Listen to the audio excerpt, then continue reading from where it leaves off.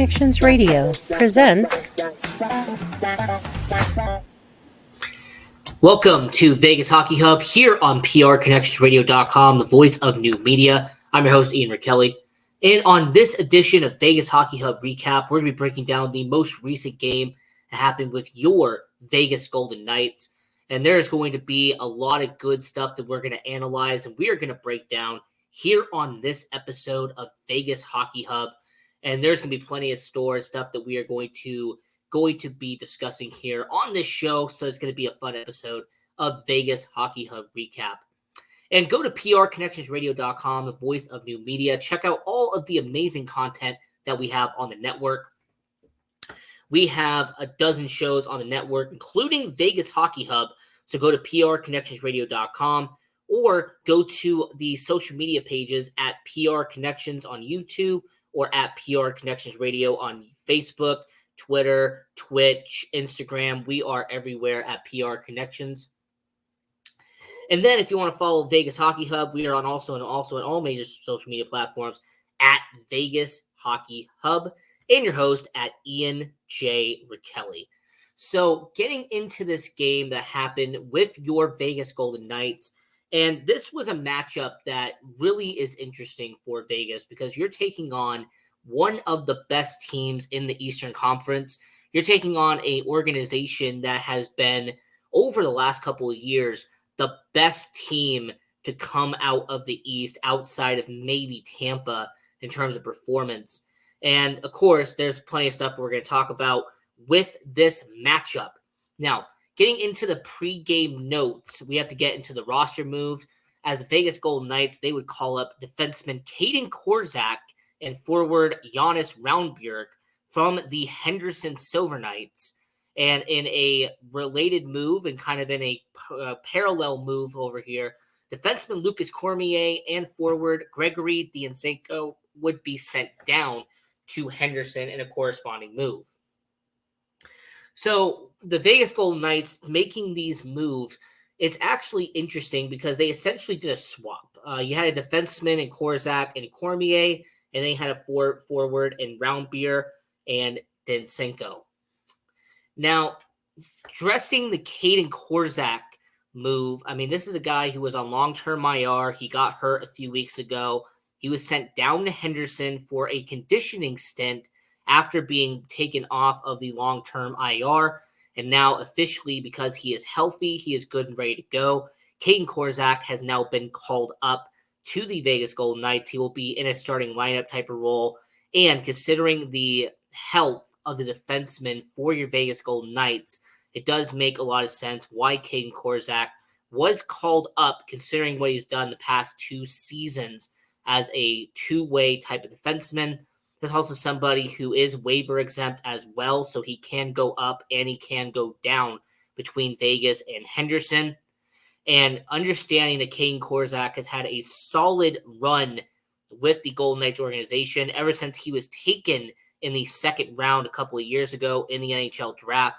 So defenseman Caden Korczak being called up after being taken off long-term IR and having a conditioning stint with the Henderson Silver Knights. So welcome back, Caden Korczak, to the Vegas Golden Knights organization. And then when it comes to Jonas Raundbjerg, this is somebody who has been a really consistent and steady forward for the Vegas Golden Knights. This is someone who over the last couple of seasons has worked his way into the bottom six for Vegas and as a top six role in Henderson. And he is someone who I have noticed with Bruce Cassidy the past two seasons. If he needs a forward to come up from Vegas as a last-minute addition, he calls up Raundbjerg. If he needs a forward to come up from Henderson to play a couple of games when injuries start to stockpile, he will call up Raundbjerg. And, him and Byron Froese are like two players that I've noticed that Bruce Cassidy does count on and does rely on to be a solid workhorse and to be a guy who they can count on the bottom six for the Vegas Golden Knights when needed. So solid move there with Raundbjerg. Now, Lucas Cormier being sent down to Henderson, obviously the top prospect for the Vegas Golden Knights. Defenseman Lucas Cormier, he did make his debut a couple of games ago. He had an assist against the New York Islanders. And Lucas Cormier, he gets his 2 games in the NHL, gets his cup of coffee, as they put it. And to me, this is no negative or no positive with Lucas Cormier. It's just the business of hockey. Lucas Cormier is still a very young defenseman, someone who has a bright future ahead of him in the NHL. And with him being sent down to the AHL, a lot of it could be due to conditioning. But to me more importantly, it's about progression. Lucas Cormier is a guy who, because of his age, he still is going to have to take time to develop. He still needs time to season. And when it comes to Lucas Cormier, I'm very, very positive that he will eventually get a second chance. This will not just be a one and done with Lucas Cormier.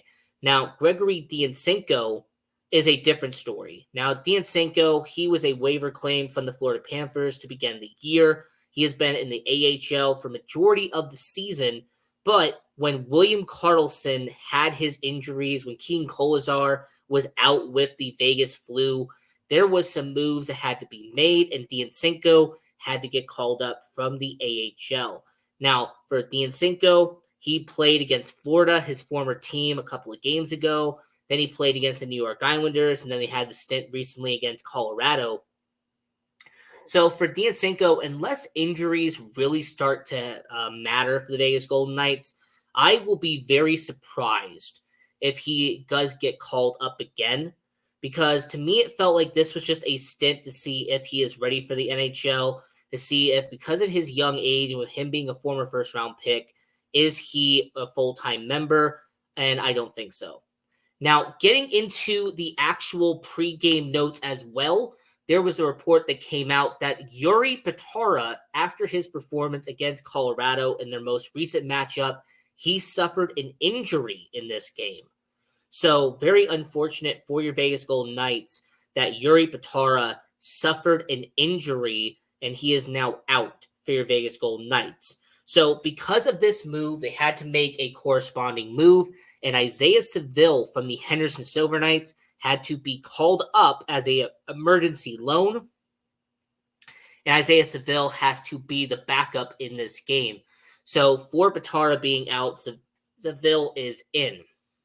So when it comes to the goaltending and really the injuries that have kind of stockpiled with your Vegas Golden Knights, it just seems like this is just another addition to the injury list for your Vegas Golden Knights.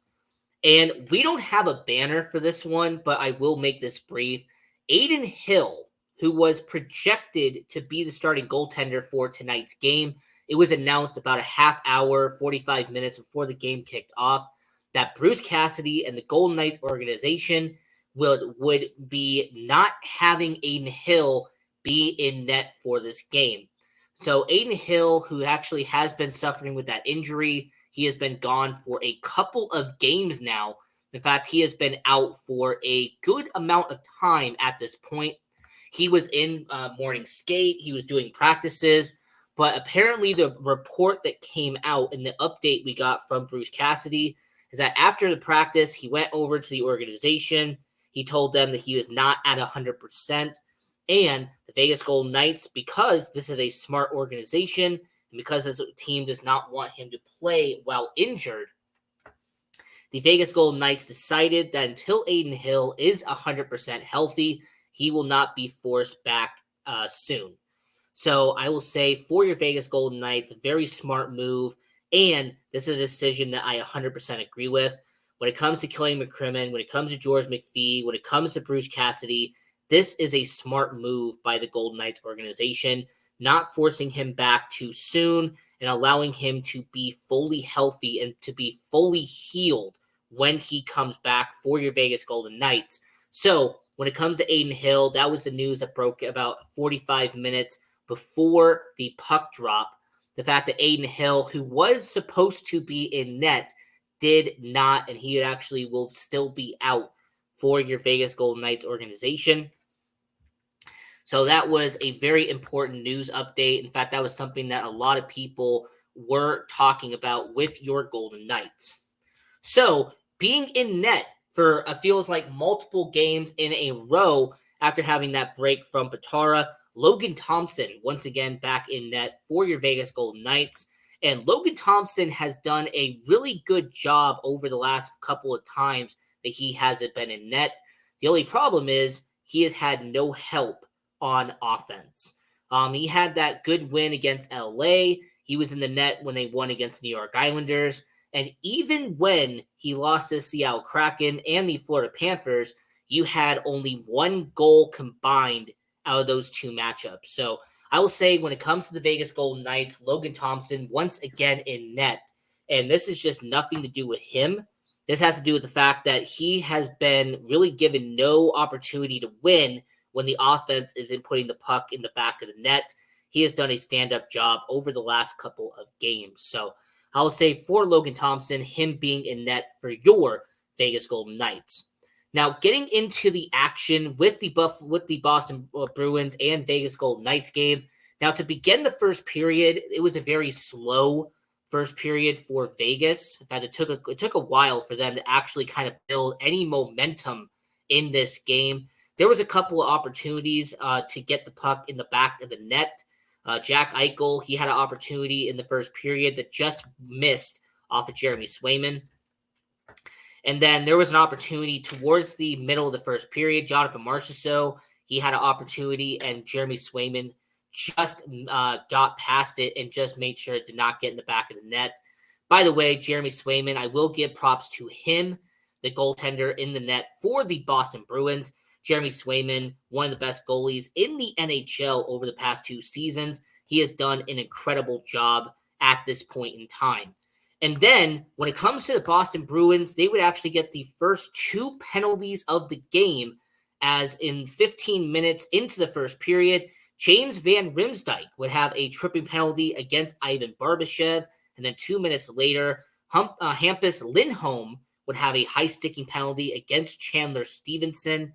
Now, a negative that I will talk about in length on this show is the lack of the power play success with the Vegas Golden Knights. They did not capitalize on the power play on the Van Riemsdyk penalty, and they did not capitalize on the Lindholm penalty. So this is a Vegas Golden Knights that even had a 5-on-3 for a couple of seconds in between the Van Riemsdyk and Lindholm penalty, and they did not execute on it.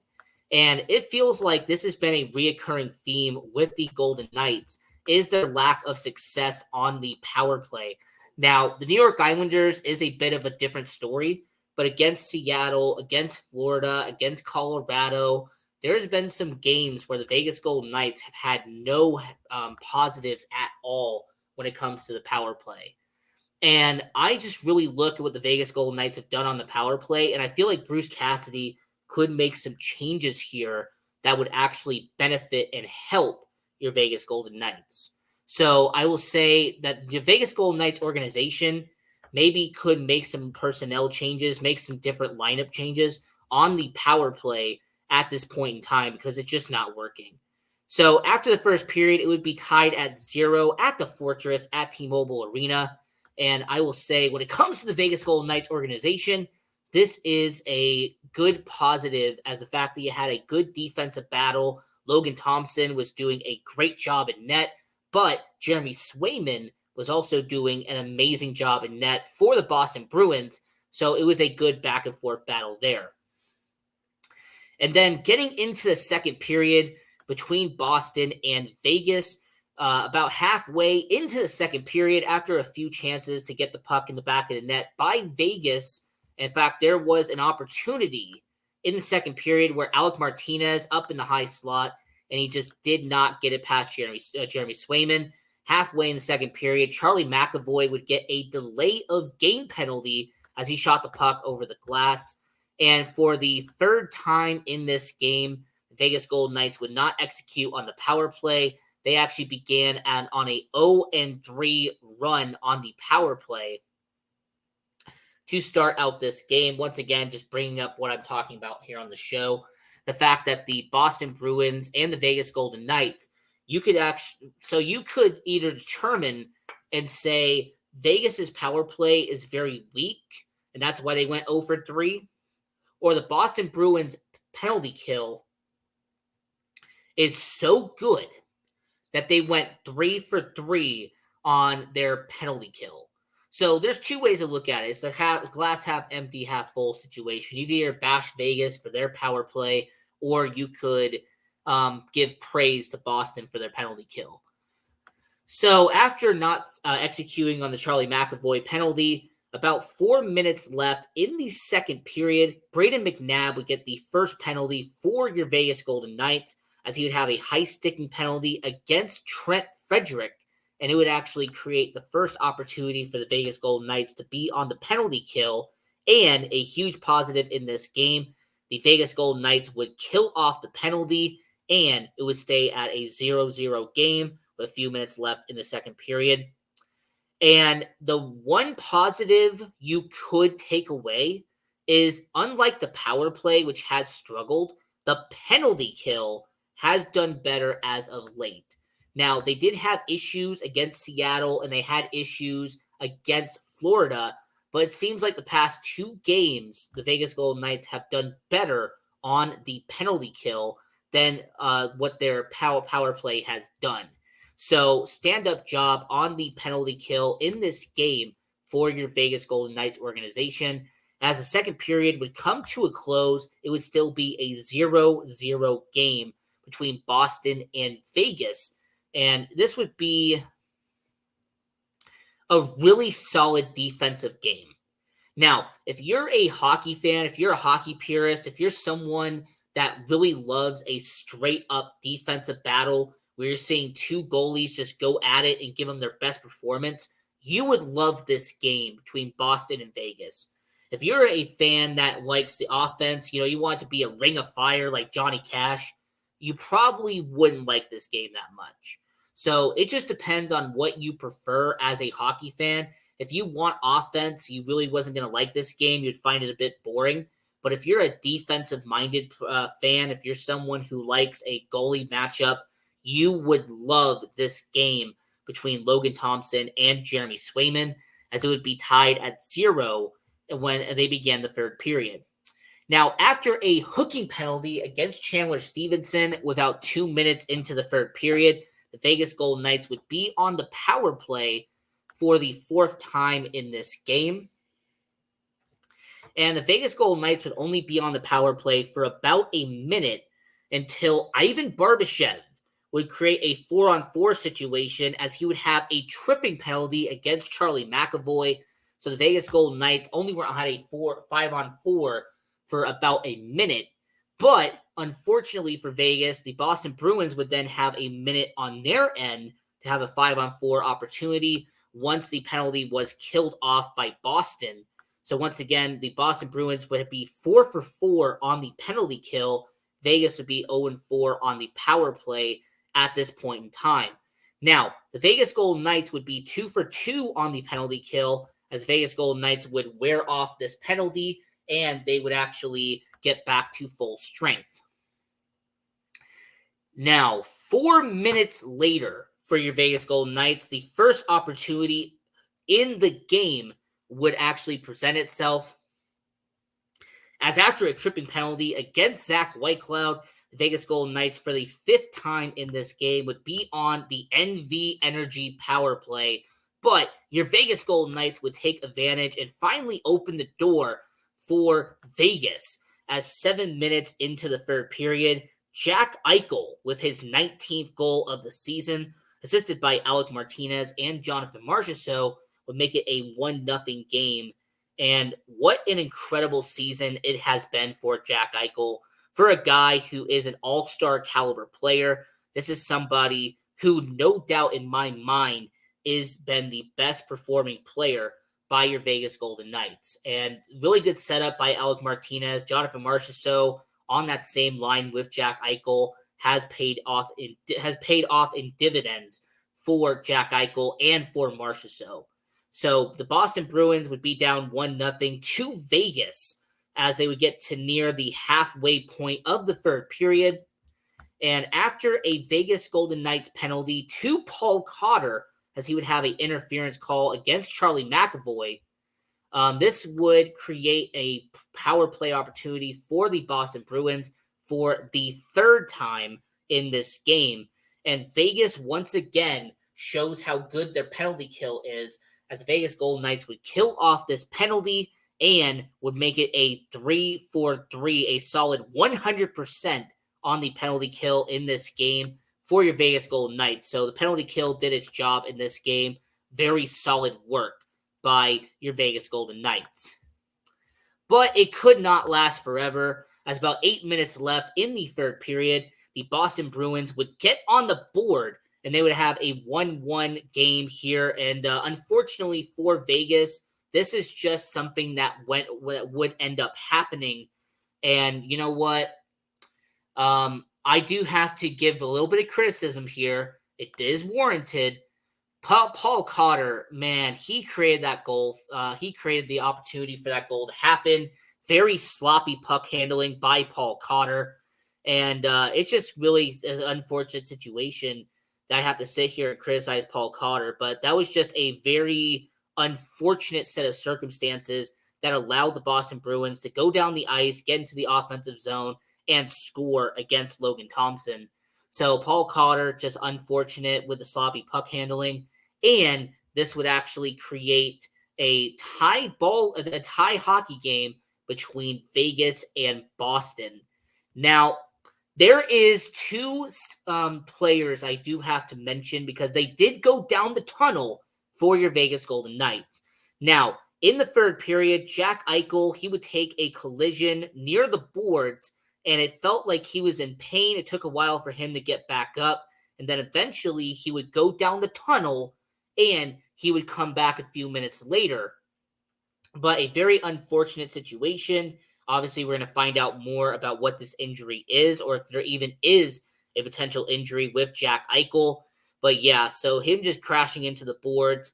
Unfortunately, it was just a hockey play. It is what it is. But he went down the tunnel around the middle of the third period. And then with a few minutes left in the third period, your captain would actually go down the tunnel as well. So not a great game in terms of injuries when you have your two best players go down the tunnel at the exact same time for your Vegas Golden Knights. And speaking of injuries, there was actually two more that happened in this game, as Logan Thompson, with a little bit left in the third period, he would take a puck off the mask and play would have to be stopped. He'd have to switch out helmets, and he was kind of shaken. You could tell that he was skating around, trying to get his bearings a little bit. But yeah, Logan Thompson, very unfortunate situation there, as he just caught a puck off the mask. And of course, you don't want to have a concussion. You don't want to have any of those side effects there. But yeah, Logan Thompson did have to skate around for a bit before he got a new helmet. And then Jonathan Marchessault was actually caught bleeding after a play. Either a puck went up high and caught him, or there was a stick that went up high and caught him in a bad area. But Jonathan Marchessault went over to the bench. He grabbed the towel. There was a little bit of blood there. But hey, these are hockey players. They're not basketball players. So he stayed in the game. He played for your Vegas Golden Knights. So after a tie ball game, a 1-1 game for the Vegas Golden Knights, it would head into overtime. In 45 seconds into overtime, this game would be signed, sealed, and delivered as Alex Pietrangelo, with his second goal of the season, assisted by Jack Eichel and your captain, to make it a 2-1 hockey game, and your Vegas Golden Knights would pick up the victory and win in this situation. So very solid work. Good job by your Vegas Golden Knights to execute and get the job done in this game and pick up the victory against Boston. And one compliment I do have to give Vegas is that they are back on the winning streak. So after losing against Colorado, they get back in the win column, which is very important for Vegas, because after the win against New York and the little bit of a slide they've had as of late, this has been a solid opportunity by Vegas to go up against one of the best teams in the Eastern Conference and pick up a W and get 2 points on the season. And considering the battle they're having in the Pacific Division, this is a very important situation, and the points is what matters the most for your Vegas Golden Knights. And as you see, this is the win-loss record for your Vegas Golden Knights at this current moment in time. Obviously, we are very aware that the Vancouver Canucks, they're having a very solid season. The LA Kings have had a good season so far. And the Edmonton Oilers, as of late, have been riding momentum since Connor McDavid has come back from injury. And of course, Leon Draisaitl doing what he has been doing for the last couple of years. So your Vegas Golden Knights, that is their record at this moment in time. And it will be curious to see how the Vegas Golden Knights do over the next couple of games. So you have Calgary, you have Nashville, and then you're going to have two Eastern Conference teams in back-to-back situations, the New York Rangers and the Pittsburgh Penguins. And then you're going to have the very stressful 4-game road trip over in the Northeast, as you're going to have the New Jersey Devils, New York Islanders, New York Rangers, and Detroit Red Wings to kind of end out this bit of a run on the schedule. So for your Vegas Golden Knights, the next 7 games are going to be very vital and important for Vegas. So as we are sitting here and doing our Vegas Hockey Hub recap here on Vegas Hockey Hub, I'm your host, Ian Rachiele. And this is a game that we definitely have to look at with a lot of positives, and there was a little bit of negatives, but mostly positives for your Vegas Golden Knights. And the player of the game has to go with the overtime winner himself, and that is Alex Pietrangelo. Alex Pietrangelo did a very solid job on the defense tonight for your Vegas Golden Knights. And the fact that he did get the game winner and did bring this home in a good note for your Vegas Golden Knights, that is a stand-up job there. Jack Eichel, he had 4 shots on net, and Jonathan Marchessault had 4 shots on net. But Alex Pietrangelo, he got the job done when it mattered. He is your player of the game against Boston. And the team stats between Boston and Vegas, we'll break that down right here on Vegas Hockey Hub, as the Vegas Golden Knights had 25 shots on net. Boston Bruins had 33. The Vegas Golden Knights out-hit the Boston Bruins 23-21, and the Boston Bruins had 5 penalties, as Vegas Golden Knights only had 3. The face-off circle, the Boston Bruins did win in this column, as the Boston Bruins had a 53% winning percentage in the face-off. Vegas had 47, so a little bit of advantage to Boston, but not an insane amount. When it comes to the power play, obviously Vegas went 1 for 5, and Boston went 0 for 3. So once again, giving props to the penalty kill for your Vegas Golden Knights. They did what they had to do tonight. The block shots for Boston was 22 compared to the 19 for Vegas, but the takeaways was double for Boston. So the takeaways was 12 for Boston, 6 for Vegas. So a very interesting note there. And I will say, when it comes to your Vegas Golden Knights, the upcoming game against Calgary, that's going to be fun to watch. There's going to be a lot of good, positive stuff that we are going to break down, and we are going to have a recap for that game as well. So stay tuned for that one. So I will say, until next time here on Vegas Hockey Hub Recap, I'm your host, Ian Rachiele, and continue watching hockey. Go support junior hockey, and go Knights, go.